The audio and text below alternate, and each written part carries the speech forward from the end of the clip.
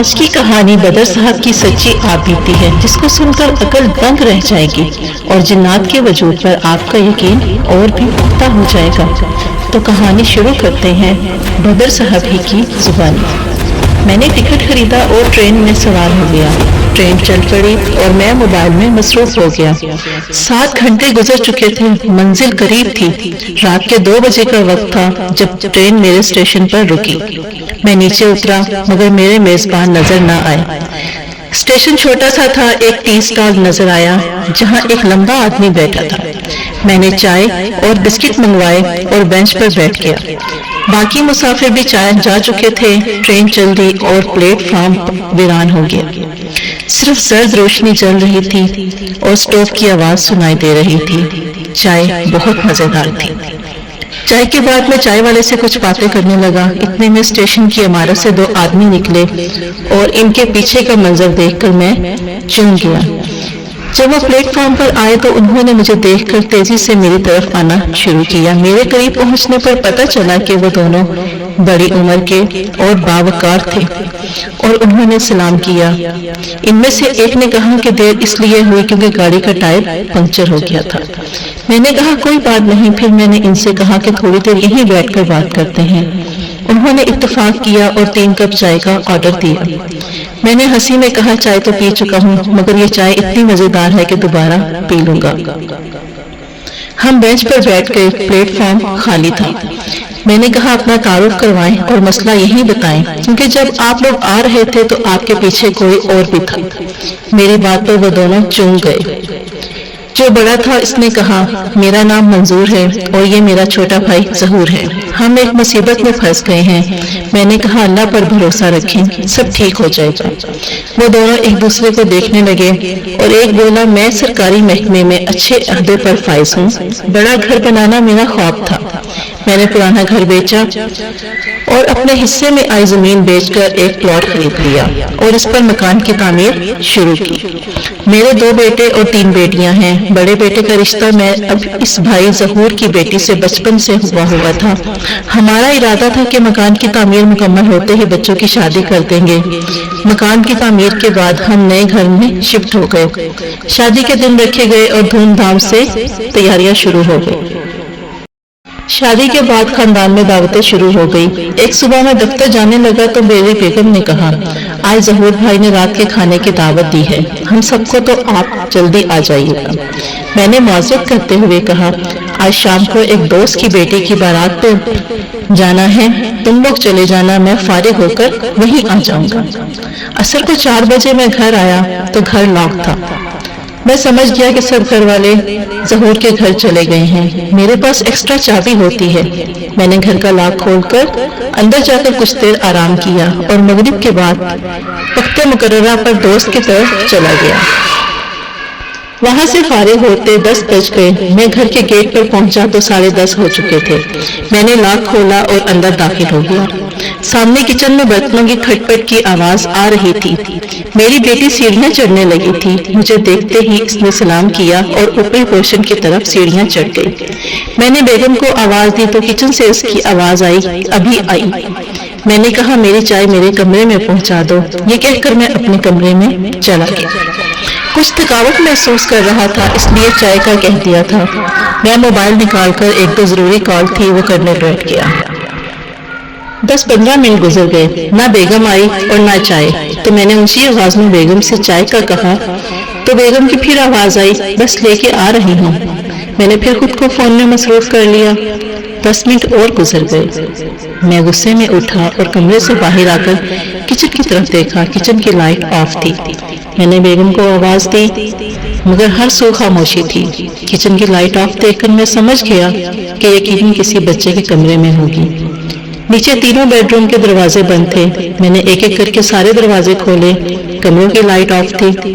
میں سیڑھیاں چڑھ کر اوپر والے پورشن میں گیا مگر یہاں بھی اندھیرے نے استقبال کیا۔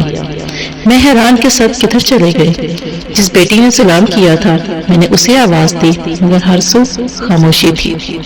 میں سمجھ گیا کہ سب باہر لان میں ہوں گے۔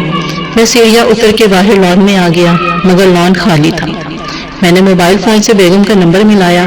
کال اٹینڈ ہوتے ہی اس کے سلام کی آواز آئی۔ میں نے پھٹ پڑنے والے لہجے میں کہا کہ تم سب کہاں ہو؟ تمہیں چائے کا کہا تھا، چائے بناتے بناتے کہاں چلی گئی ہو؟ آگے سے بیگم کی حیرانی بھری آواز آئی کہ آپ کو صبح بتایا تھا کہ آج ظہور بھائی کے ہاں ڈنر ہے اور آپ نے بھی تو ادھر ہی آنا تھا۔ اس کی بات سن کر میں نے غصے سے کہا، یہ کیا بےہودہ مذاق ہے؟ ابھی اکثر نے مجھے سلام کیا، میری تم سے کچن میں بات ہوئی۔ آگے سے بیگم نے حیرانی سے کہا، خیریت تو ہے؟ ہم تو دوپہر کے فوراً بعد سے ظہور بھائی کے گھر آئے ہوئے ہیں۔ میں نے حیرانی سے اس کی بات سنی اور کہا، ابھی تو تم یہاں تھی اور اکثر بھی یہاں تھی۔ میری بیگم نے کہا، آپ رکے، ہم ابھی آتے ہیں، اور کال کاٹ دی۔ یہ سب کیا تھا؟ مجھے یقین نہیں آ رہا تھا۔ میں نے جاگتی آنکھوں سے اپنی بیٹی کو دیکھا تھا، میں نے بیگم کو کچن سے بات کرتے سنا تھا۔ میرا دل کیا کہ اندر ہال میں جا کر دوبارہ دیکھوں، مگر ہمت نہ ہوئی۔ مجھے عجیب سے خوف کا احساس ہوا۔ میں لان میں پڑی کرسی پر بیٹھ گیا۔ تھوڑی دیر تک میرے بیوی بچے سب آ گئے، ان کے ہمراہ میرا یہ بھائی ظہور بھی تھا۔ ہم ہال میں جا بیٹھے، میں بے یقینی کی کیفیت میں تھا اور سب کو بتا رہا تھا، مگر کوئی میری بات تسلیم کرنے کو تیار نہ تھا۔ میری بیگم بولی، اچھا شاید آپ تھک گئے ہیں، آپ سو جائیں۔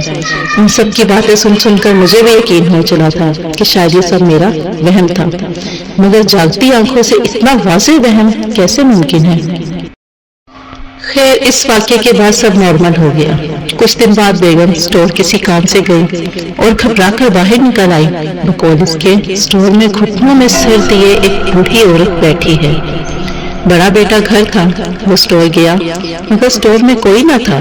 میں آفس تھا، اس نے اسی وقت مجھے کال کی۔ میں گھر پہنچا، بیگم قسمیں اٹھا رہی تھی کہ اس نے وہ عورت دیکھی ہے۔ ہم سب حیران تھے۔ خیر، کچھ دن اور گزر گئے۔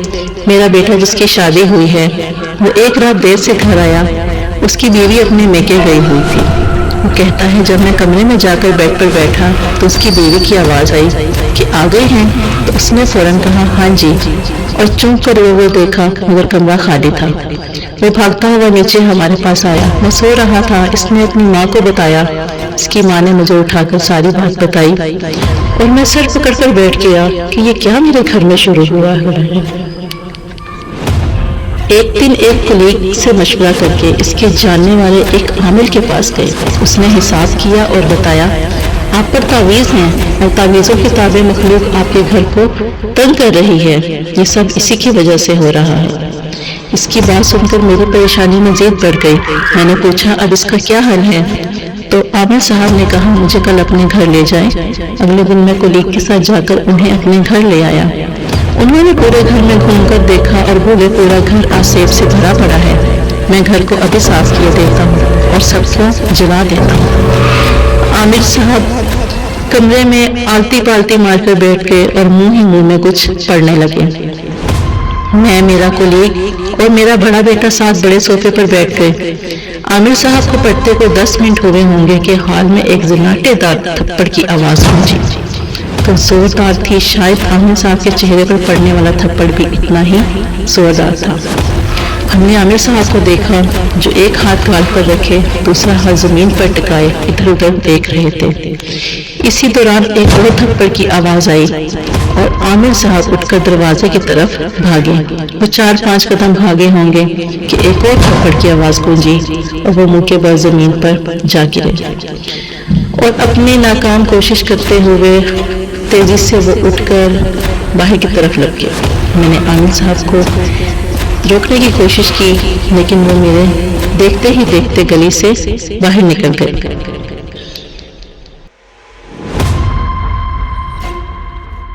منظور بھائی، اس میں کوئی شک نہیں رہا کہ آپ کا گھر آسیب ہے۔ شاید اس عامل صاحب کے بس کے کام نہ تھا، ہمیں کوئی اور بندہ ڈھونڈنا پڑے گا۔ میرا بیٹا جو اب تک چپ تھا بولا کہ ابو انکل کی بات ٹھیک ہے، لیکن اس واقعے کا ذکر گھر والوں سے نہ کریں، گھر والے مزید خوف میں مبتلا ہو جائیں گے۔ انجانے خوف سے میرا گلا خشک تھا۔ میرے کولیگ نے اجازت چاہی اور اپنے گھر چلا گیا۔ ہم واپس گھر میں آ گئے۔ میری بیگم نے نیچے آتے ہی پوچھا کہ کیا مسئلہ حل ہو گیا؟ میرے بولنے سے پہلے بیٹا بول پڑا، جی ہاں، عامل صاحب نے پڑھائی کر دی ہے، آہستہ آہستہ سب ٹھیک ہو جائے گا۔ میں نے کہا، جب تک سب ٹھیک نہیں ہوتا سب ساتھ ساتھ رہیں اور نیچے ہی سویا کریں۔ اب میں سوچ رہا تھا کہ کیا کروں۔ اور کہاں جاؤں؟ اس مسئلے کو کس طرح حل کروں؟ وہ سارا دن میں اپسیٹ رہا، دفتر سے چھٹی لی اور ظہور صاحب کو کال کر کے ساری بات بتائی۔ انہوں نے ایک اور عامر صاحب کے پاس جانے کا مشورہ دیا۔ شام کو ہم دونوں بھائی ان کے پاس چلے گئے، ان کو سارا مسئلہ بتایا۔ انہوں نے آنکھیں بند کی اور کچھ پڑھنا شروع کیا اور پھر کہا کہ آپ کے گھر میں تعویذوں سے بدوحیں بھیجی گئی ہیں جنہوں نے ایک ایک کر کے سب کو مار ڈالنا ہے۔ یہ سن کر میرے تو طوطے اڑ گئے۔ میں نے پریشانی سے پوچھا اب کیا حل ہے؟ انہوں نے کہا ہمیں آپ کے گھر جا کر پڑھنا ہوگا۔ ظہور صاحب نے عامر صاحب کی بات سن کر کاٹتے ہوئے کہا کہ جو عامر صاحب آئے تھے ان کے ساتھ یہ ماجرا ہوا ہے۔ تو وہ عامر فوراً بولا کہ نہیں، پھر میں یہیں بیٹھ کر اس مسئلے کا حل نکالوں گا۔ میں سب کو یہ تعویذ دے دوں گا، سب گھر والے پی لیں اور ایک تعویذ کو ایک کونے میں لٹکا دیں۔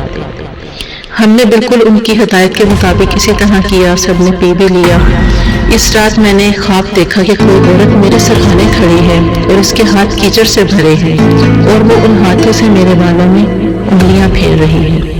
میری آنکھ کھل گئی اور خوف کے مارے میرا حلق خشک ہو گیا۔ میں نے بیگم کو آواز دے کر اٹھایا اور پانی لانے کو کہا۔ وہ بھاگ کر پانی لائی اور لائٹ آن کر کے میری طرف گلاس دیتے ہوئے حیرانی سے بولی آپ کے بالوں میں مٹی کہاں سے آئی ہے؟ میں نے چونک کر بالوں کو ہاتھ لگایا، میرے ہاتھوں کو گیلی مٹی کا احساس ہوا۔ میں جلدی سے بیڈ سے اتر کر شیشے کے سامنے کھڑا ہوا۔ میری حیرت کی انتہا نہ رہی، میرے بالوں میں کیچڑ جیسی گاڑ لگی تھی۔ میں جلدی سے واش روم گیا، سر دھو کر واپس آیا اور بیگم کو اپنا خواب سنایا، جسے سن کر وہ اور بھی خوف اور پریشانی میں مبتلا ہو گئی۔ صبح پھر دفتر سے چھٹی لی اور اسی عامر صاحب کے پاس پہنچے۔ انہوں نے یہ ساری بات سن کر کام سے انکار کر دیا اور کہا یہ میرے بس کا روگ نہیں، آپ کسی اور کے پاس چلے جائیں۔ اس دن کے بعد بلا ناغہ کچھ نہ کچھ دیکھنے کو ملتا، کبھی واش روم کے تولیے کیچڑ سے بھرے ملتے، کبھی کوئی بچی ڈر جاتی، کبھی کوئی عامر جس کو بھی بتاتے وہ سن کر ہی وہاں سے بھاگ پڑتے، کوئی جادو تعویذ کہہ دیتا، کوئی پلاٹ پہ جھونا بھوتوں کی کہانی سناتا۔ مسئلہ جو کا تو ہے، مجھے روز بروز کمزوری کا احساس ہو رہا تھا۔ بیگم بیمار ہو گئی، سب ٹیسٹ کلیئر آئے، مگر اس کی کمر اور ٹانگوں کا درد ختم ہونے کا نام نہیں لے رہا تھا۔ ہم نے یہ سب واقعات کسی سے نہیں کیے۔ اس دن میری بڑی بہن بیگم کا سن کر اس کی عیادت کے لیے آتی ہیں۔ وہ رات کو سوئی ہوئی تھی، رات کو ان کی آنکھ کھلی، کمرے میں نیند اندھیرا تھا۔ ان کو لگا کہ ان کے سامنے پڑے صوفے پر کوئی عورت بیٹھی ہے۔ انہوں نے پوچھا کون ہو، مگر وہ عورت نہ بولی۔ انہوں نے اٹھ کر لائٹ جلائی، مگر صوفہ خالی تھا۔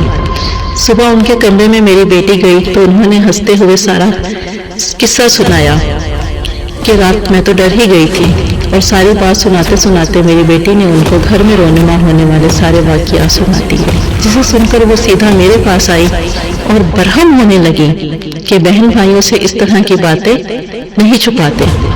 اور بدر بھائی آپ کا ذکر کیا، میں نے اسی وقت آپ کا نمبر لیا اور آپ سے بات کی، اور آج آپ یہاں ہیں۔ یہ تو ایک مختصر حال تھا۔ اس کو سن کر منظور صاحب خاموش ہو گئے۔ ہمیں چائے پیتے ساری بات ختم ہوئی اور چائے کا آخری گھونٹ بھرا اور چائے کے خالی کپ بینچ کے اوپر رکھ کر میں کھڑا ہو گیا اور بولا چلے اب چلتے ہیں۔ اگلے دن شام کے وقت میں ظہور اور منظور صاحب کے ساتھ ٹرین کے انتظار میں کھڑا تھا۔ منظور صاحب بہت خوش تھے، ان کے گھر سے وہ نحوست ختم ہو گئی تھی۔ جاتے جاتے اس جننی نے کرسی مجھ پر پھینکنے کی کوشش بھی کی، جو کہ ناکام رہی۔ اب آپ کے ذہن میں پیدا شدہ سوال کا میں جواب دے دیتا ہوں۔ منظور صاحب پر نہ تو کوئی جادو تھا اور نہ تعویذ تھے، اور نہ ہی وہ پلاٹ آسیبی تھا۔ اس شام جس شادی پر منظور صاحب گئے، وہاں بارات کا انتظام ایک اسکول میں کیا گیا تھا، اور منظور صاحب کیونکہ انتظامیہ میں شامل ہو گئے، وہ کھانا جو باراتوں کی پلیٹوں میں بچ گیا تھا، منظور صاحب نے سکول سے ملحقہ ایک ویران جگہ پر پھینکوا دیا۔ وہ جگہ آسیبی تھی۔ جس وقت منظور صاحب وہ کھانا وہ پھینکوا رہے تھے، ایک جننی کو وہ پسند آ گئی اور وہ ان کے جسم کی خوشبو پر فدا ہو گئی۔ جب وہ واپس آئے تو وہ بھی ساتھ ان کے گھر آ گئی۔ اس کے بعد آہستہ آہستہ اس نے اپنی موجودگی کا احساس دلانا شروع کیا۔ اللہ پاک کا خاص کرم ہوا مجھ پر، اور اس بات میں کامیاب ہوا۔ مجھے ایک دن پہلے منظور صاحب نے کال کر کے بتایا تھا، اور میں اپنے مرشد سے اجازت لے کر یہ مسئلہ حل کرنے کے لیے یہاں پر آیا تھا۔ بہت خطرناک اور گھمبیر مسئلہ تھا. مجھے دوران سفر بھی آگاہ کیا گیا تھا کہ بڑی احتیاط سے سلجھانا ہے. جب یہ دونوں بھائی اسٹیشن کے اندر داخل ہو رہے تھے تو ان کے پیچھے گہرے مرے مخلوق کی جھلک میں نے دیکھ لی تھی. ٹرین آ چکی تھی. ہم دونوں بڑی گرم جوشی سے بغل گیر ہوئے اور میں اپنی سیٹ پر جا کر بیٹھ گیا. ٹرین نے وسل دی اور میں نے کہا کہ رات والی چائے میری طرف سے تھی. انہوں نے کہا نہیں جناب، میں ابھی جا کر بل ادا کرتا ہوں. میں نے کہا اگر آپ کو اسٹال یا چائے والا نظر آئے تو لازمی بل دیجیے گا. دونوں بھائیوں نے اسٹال کے سمت دیکھا. اسٹال وہاں ہوتا تو ان کو نظر آتا. وہ تو خدا کا شکر ہے کہ میرے پیار کرنے والوں نے اپنا ایک ساتھی چائے کے اسٹال سمیت وہاں پر کھڑا کر دیا تھا، جس کی موجودگی کی وجہ سے وہ بلا آگے نہ آئی.